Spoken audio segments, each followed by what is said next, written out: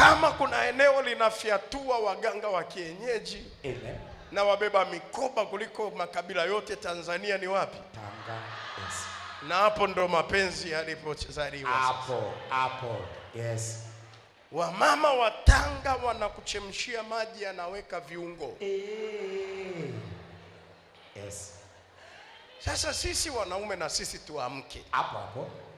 Unawekewa viungo, sio kwamba unataka kugeuzwa kuwa jokoo upikwe pilau kweli. Unawekewa viungo nini? Anakubeba twende ukaoge, anakuweka kwenye dishi. Hapo. Mimi. Na utu uzima huu.